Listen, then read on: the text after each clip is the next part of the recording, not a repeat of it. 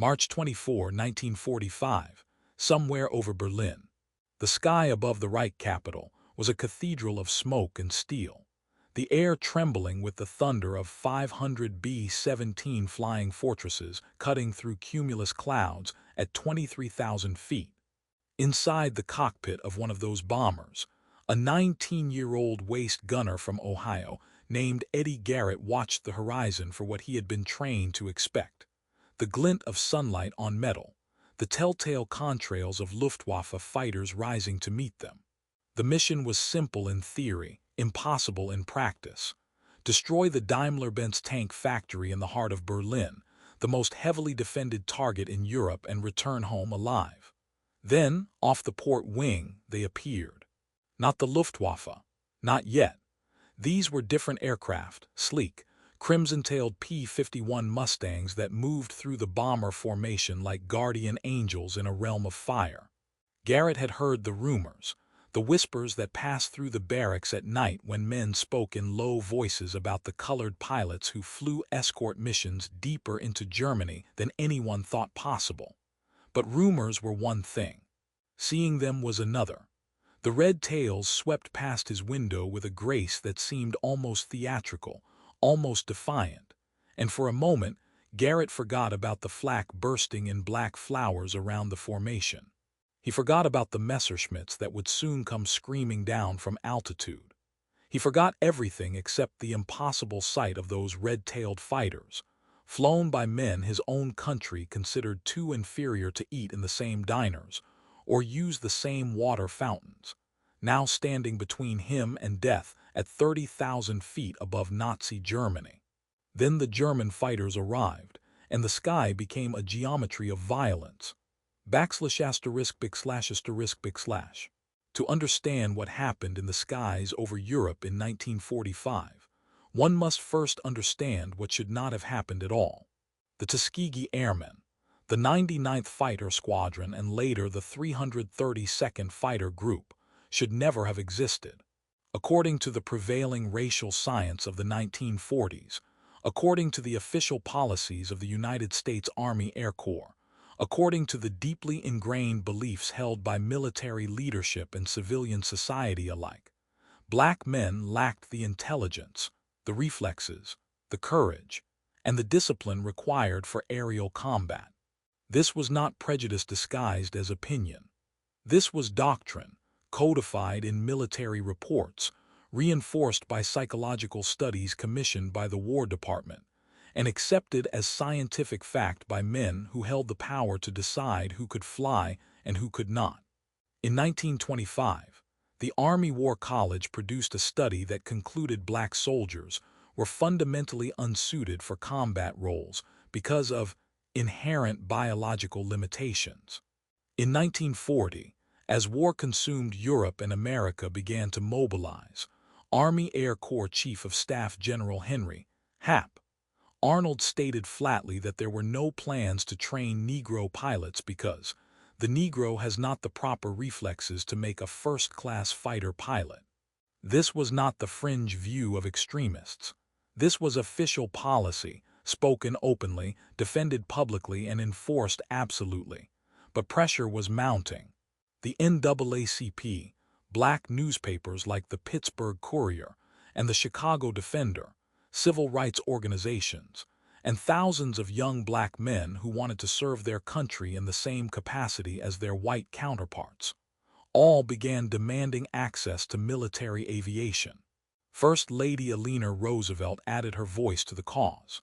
And in September 1940, facing political pressure during an election year, the War Department announced that a program would be established to train Negro pilots at an isolated airfield in Tuskegee, Alabama. The announcement was not a victory. It was a test designed to confirm what the military establishment already believed, that black men could not. The first class of Tuskegee cadets graduated in March 1942. 5 men received their silver wings: Benjamin O. Davis, Jr., who would become the commander of the 99th Fighter Squadron, Lemuel Custis, Charles DeBow, George Roberts, and Mac Ross. They had endured training that was deliberately designed to break them, Longer hours, stricter standards, less equipment, older aircraft. Their instructors, many of whom were white Southerners who did not believe black men belonged in cockpits, graded them more harshly than white cadets. Washout rates were higher. Margin for error was non-existent. But they persisted, and they graduated, and they became the vanguard of something that the architects of segregation had never anticipated. Proof. The 99th Fighter Squadron deployed to North Africa in April 1943, flying P-40 Warhawks in support of Allied operations in Tunisia and later Italy. They faced not just the Luftwaffe, but the skepticism of their own commanders. Early combat reports were mixed, some successful engagements, some missions where enemy aircraft escaped. But in a white squadron, mixed results would have been expected, analyzed, and addressed through training and tactics. For the 99th, mixed results became ammunition for those who wanted the experiment to end. In September 1943, a report was circulated suggesting that the 99th was underperforming and should be removed from combat operations. Benjamin O. Davis, Jr., was summoned to Washington to defend his men. He testified before the War Department, presenting detailed records of missions flown, enemy aircraft engaged, and the operational challenges his squadron had faced with inferior equipment and less experienced ground crews. His testimony was measured, factual, and devastating in its precision. The recommendation to disband the 99th was quietly shelved. And in January 1944, the 332nd Fighter Group, consisting of the 100th, 301st, 302nd, and the original 99th Fighter Squadrons, was activated and deployed to Italy. They were given P-51 Mustangs, the finest fighter aircraft in the world, and they painted the tails red. ******. The decision to paint the tails of their aircraft in distinctive red markings was both practical and symbolic. Practically, it allowed bomber crews to identify their escorts quickly in the chaos of combat. Symbolically, it was a declaration: we are here, we are visible, you cannot ignore us. The red tails became a signature, a brand, and eventually a legend. Bomber crews began requesting them specifically. Word spread through the 15th Air Force that if you had the red tails flying escort, you had the best chance of coming home. The statistics would later bear this out. Of the 179 bomber escort missions flown by the 332nd Fighter Group between June 1944 and April 1945, only 27 bombers under their protection were lost to enemy fighters. This was the lowest loss record of any fighter group in the 15th Air Force. For context, other fighter groups, flying the same aircraft over the same targets, routinely lost 50 or more bombers during the same period. The difference was not the aircraft. It was the pilots. The Red Tails developed a tactical doctrine that prioritized bomber protection over individual glory. In most fighter groups, pilots were encouraged to break formation and pursue enemy aircraft to rack up kills, the ace culture that dominated aerial combat since World War I. But the Tuskegee Airmen stayed with their bombers. They flew tight formations around the big, slow B-17s and B-24s, and they did not chase German fighters when they broke off. This required discipline that bordered on the superhuman. To watch an enemy aircraft flee and not pursue it, to resist the adrenaline and the competitive instinct and the desire to prove oneself. This was harder than any aerobatic maneuver. But the result was that the bombers survived, and the bomber crews noticed. ******. March 24, 1945, the mission to Berlin. Over 200 P-51 Mustangs from various fighter groups escorted the bomber stream that day. But it was the 332nd that drew the most intense combat. As the formation approached the target, there were still experienced German pilots in the air in early 1945, men who had survived years of combat, who knew every trick and tactic, who were flying in defense of their homeland, with the desperation of those who have nothing left to lose. Captain Roscoe Brown, flying Red Tail number 28, spotted a formation of German jets, Messerschmitt Me-262s, the fastest operational aircraft in the world, capable of speeds over 500 miles per hour. The Me-262 was revolutionary, terrifying, a glimpse of the future. It could outrun, outclimb, and outgun any Allied fighter. In the hands of a skilled pilot, it was nearly invincible. Roscoe Brown saw one diving toward the bomber formation and pushed his throttle forward. What happened next defied the expectations of everyone involved: German pilots, American bomber crews, even Brown himself. He pursued the jet, a feat that should have been impossible given the speed differential, but Brown had learned something that the Luftwaffe pilot had not anticipated. The Me-262, for all its speed, had poor low-speed handling. If you could force the jet to slow down, to maneuver, you could catch it. Brown stayed on the German's tail through a series of turns, waiting for the moment when the enemy pilot would have to reduce speed or risk a stall. When that moment came, Brown fired. His .50 caliber rounds tore into the Me-262's fuselage, and the jet trailed smoke before spiraling into the ground. Roscoe Brown had just become one of the first Allied pilots to shoot down a German jet in combat, but he did not break formation to celebrate. He returned to the bombers. On that same mission, two other Red Tail pilots, Lieutenant Charles Brantley and Lieutenant Earl Lane, also shot down Me-262s. 3 German jets destroyed in a single day by pilots who, according to the racial science of the era, should not have been capable of flying at all. The symbolism was almost too perfect, too poetic.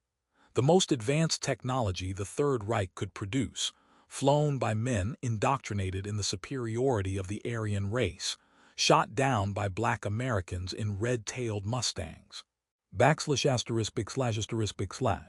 The German pilots who encountered the red tails experienced a cognitive dissonance that some of them would later struggle to articulate.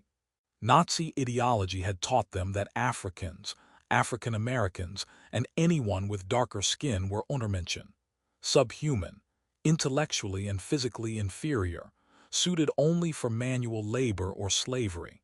This belief was not incidental to Nazism. It was foundational. It justified the Holocaust, the slave labor camps, the entire apparatus of racial extermination that defined the regime. And now, in the skies above Germany, these supposedly inferior beings were out fighting, outmaneuvering, and outlasting some of the Luftwaffe's best remaining pilots. There are few surviving accounts from German pilots specifically describing combat with the Tuskegee Airmen, largely because by 1945, Luftwaffe record-keeping had deteriorated and many pilots did not survive the war. But the accounts that do exist reveal a pattern of surprise and grudging respect. One Luftwaffe pilot, interrogated after his capture, reportedly told his American captors that he had been stunned to learn that the red-tailed fighters that had downed his wingman were flown by Negroes. He had assumed they were elite white pilots, given their skill and aggression.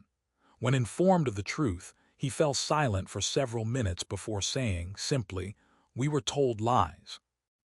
This was the power of aerial combat as ideological confrontation.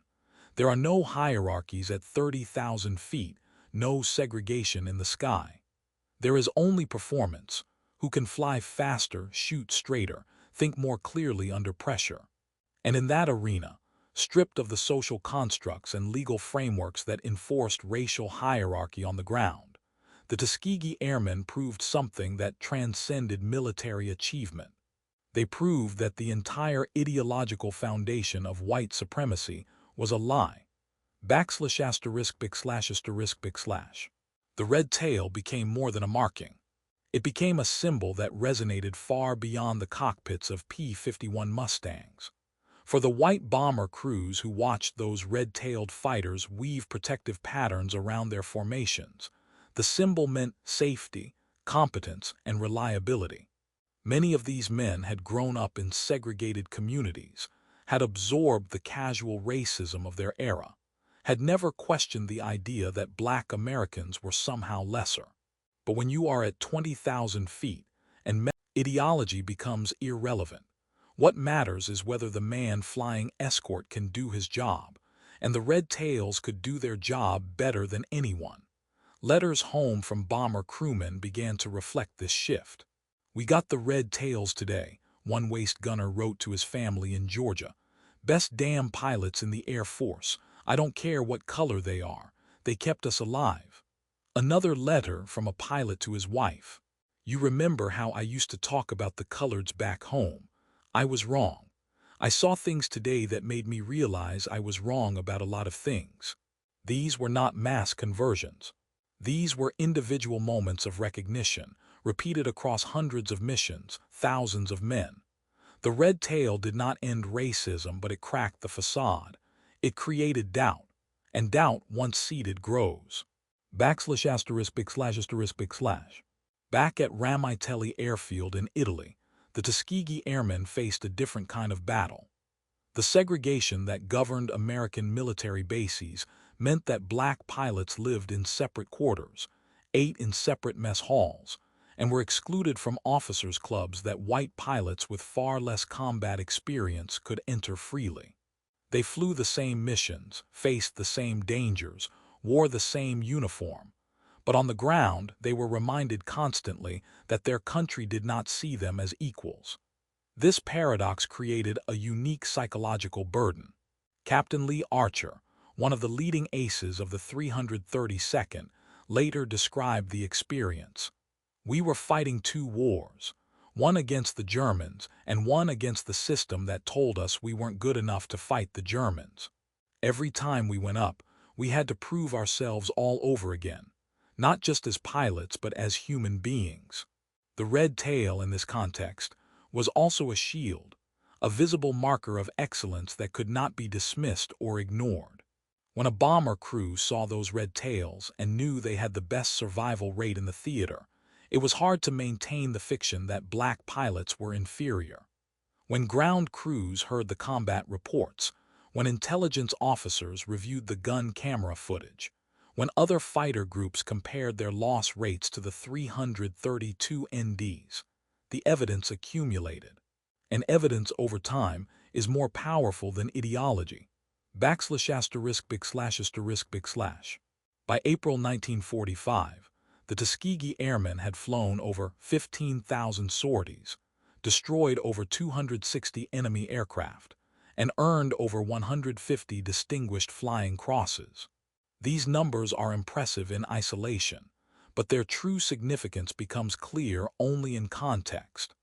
The 332nd Fighter Group had lower casualty rates, higher mission completion rates, and better bomber protection records than almost any other fighter group in the European theater.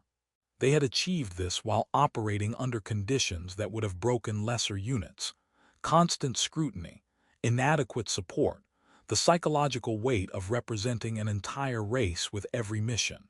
And yet, when the war ended and the men of the 332nd returned home, they returned to an America that still forced them to use separate bathrooms, to sit in the back of buses, to accept without protest the casual brutalities of Jim Crow. Some of them, still in uniform, were beaten by police in southern towns for the crime of wearing their decorations too proudly. Others were denied service at restaurants where German prisoners of war were welcomed as customers. The cognitive dissonance was crushing, but something had changed. The men who had flown with the red tails knew what they had accomplished. The bomber crews who had survived because of them knew what they owed. And slowly, painfully, the institution of the military itself began to recognize that segregation was not just morally indefensible, it was strategically stupid. If you wanted the best pilots, the best soldiers, the best fighting force, you could not afford to exclude people based on the color of their skin. In 1948, President Harry Truman signed Executive Order 9981, mandating the desegregation of the United States Armed Forces. The order did not cite the Tuskegee Airmen specifically, but their legacy was undeniable. They had proven, in the most visceral and undeniable way possible, that excellence has no color. They had flown into the teeth of enemy fire and emerged victorious, not once or twice, but hundreds of times. And in doing so, they had dismantled, rivet by rivet, the ideological framework that had been used to justify their exclusion. The final irony of the Tuskegee Airmen's story is that their greatest adversaries were not the German pilots they faced in combat, but the American officials and fellow servicemen who doubted them, obstructed them, and in some cases actively hoped for their failure. The Luftwaffe, for all its skill and desperation, was a known enemy with known tactics. But institutional racism was a shapeshifter, adapting to circumstances, finding new justifications, retreating when confronted but never truly disappearing. The red tail, then, was a weapon as much as a symbol. It was a weapon against erasure, against the narrative that black contributions to the war effort were minimal or non-existent. It was a weapon against the lie that courage and competence were somehow linked to skin color. And it was a weapon against the insidious belief that America could be strong while denying opportunity to millions of its citizens. After the war, many of the Tuskegee Airmen returned to civilian life and found doors that had been closed before slowly beginning to open. Some became commercial pilots, breaking the color barrier in airlines. Others became engineers, teachers, business owners. A few, like Benjamin O. Davis, Jr., stayed in the military and rose to the rank of general. Their presence in these fields was not just personal achievement, it was proof of concept. If a black man could shoot down a German jet at 30,000 feet, what couldn't he do? *****. In 2007, nearly 6 decades after the war ended, the Tuskegee Airmen were collectively awarded the Congressional Gold Medal, the highest civilian honor the United States can bestow. President George W. Bush, in his remarks at the ceremony, said, "The Tuskegee Airmen helped win a war, and you helped change our nation for the better." 300 surviving airmen and their families attended the ceremony. They were old men by then, in their 80s and 90s, their faces lined by decades that had carried them from the cockpits of P-51s to the slow, grinding victories of the civil rights movement. But when the medal was presented, some of them stood straighter, and their eyes held the same sharpness that had once spotted enemy fighters at impossible distances. One of the attendees was Colonel Lee Archer, then 87 years old. A reporter asked him what the medal meant to him. Archer was quiet for a moment, and then he said, "It means they finally admitted we could fly."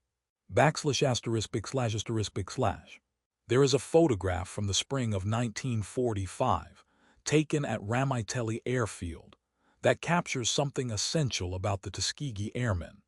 It shows a line of P-51 Mustangs, their red tails gleaming in the Italian sun, and in front of them a group of pilots standing in casual formation. They are not at attention. Some are smiling. One has his hands in his pockets.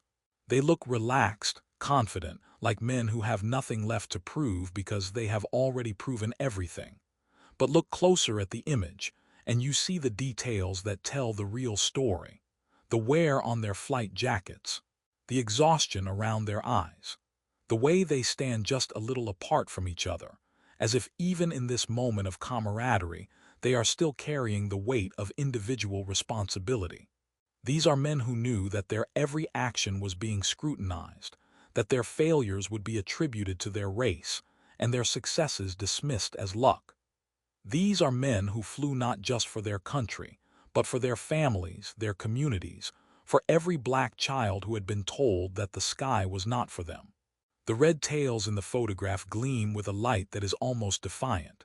They are bright, unmistakable, a challenge and a declaration rolled into one. We are here. We excel. You cannot ignore us. ****.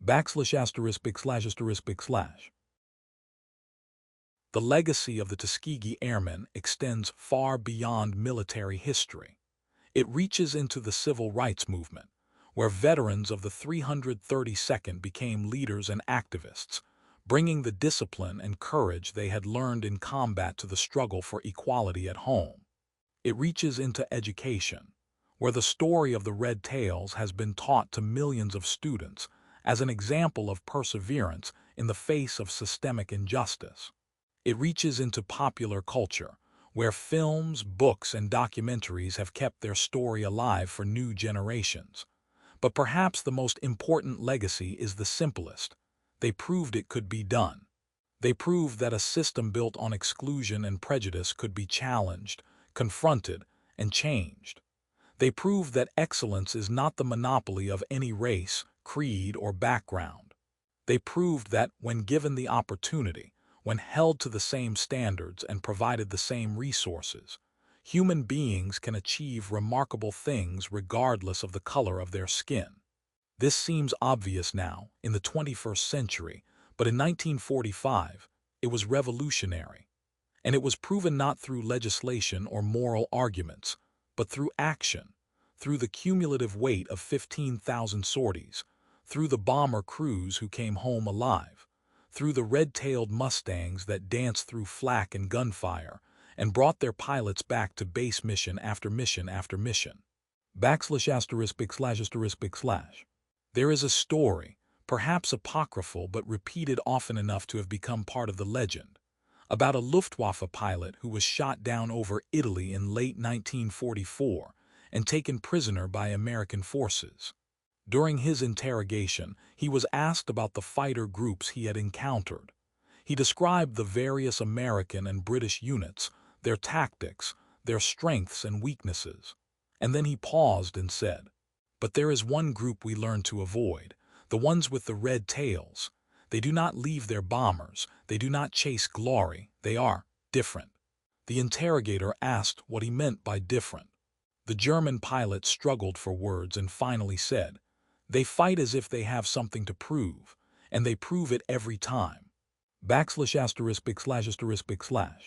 Roscoe Brown, the pilot who shot down the Me-262 over Berlin, lived until 2016. He became an educator, earning a Ph.D. and eventually serving as president of Bronx Community College for 17 years. In interviews late in his life, he was often asked about his time with the Tuskegee Airmen, about what it felt like to be part of something so historic. His answer was always measured. "We didn't think of ourselves as making history. We thought of ourselves as doing a job that needed to be done. But we knew that if we failed, it wouldn't just be our failure. It would be used as evidence that we never should have been given the chance in the first place." That's a heavy burden for a 22-year-old to carry, but we carried it, and we didn't fail. When he died, his obituary noted that he had flown 68 combat missions, earned the Distinguished Flying Cross, and helped integrate American higher education. But the detail that many readers remembered most was simpler. He was one of the Red Tails, and the Red Tails never lost a bomber they were escorting. That statement, while slightly simplified, 27 bombers were lost to enemy fighters out of 179 missions, has become part of the legend, and like all legends, it contains a truth deeper than mere statistics. The truth is that the Tuskegee Airmen redefined what was possible, not just in aerial combat. To the segregationists back home, it meant the slow, inevitable erosion of the lies they had built their worldview upon. And to the young black Americans who would come after them, it meant that the sky was not closed after all, that barriers could be broken, and that excellence, once demonstrated beyond any shadow of doubt, could not be denied. ****. The sun sets differently over Ramitelli now. The airfield is quiet, the runways cracked and overgrown. The buildings that once housed the 332nd Fighter Group have long since fallen into disrepair, and the sound of Merlin engines no longer shatters the Italian sky. But on certain days, when the light hits just right, you can almost see them. The red-tailed Mustangs climbing into formation, their pilots young and determined, and carrying the weight of impossible expectations. They are climbing still, in memory and in legacy, rising through clouds of doubt and prejudice and institutional resistance. They are climbing toward a future they would not live to see fully realized, a future where their sacrifices would be honored, and their story told, and their example used to inspire generations who would face their own battles against systems designed to deny them. The red tail gleams in that imagined light, bright and defiant and beautiful. It is a symbol of many things: courage, excellence, the power of proving wrong those who doubted you. But more than anything, it is a symbol of a simple, profound truth: that when you give people a chance, when you judge them by their performance rather than their appearance, when you allow excellence to speak for itself, the results can change the world. The German pilots who faced those red tails learned this truth the hard way, in the unforgiving arena of aerial combat, where ideology dissolves in the face of tracer fire and skill. The American military learned it slowly, painfully, through the accumulated evidence of mission after mission. And the nation learned it gradually, over decades, as the men who had flown those red-tailed fighters came home and refused to accept the limitations that society tried to impose on them. They had flown too high to ever accept being grounded again. They had seen too much, done too much, proven too much. And the red tails they left behind, in photographs, in museums, in memory, remain a testament to the fact that the most dangerous weapon against injustice is not violence, but excellence. Excellence that cannot be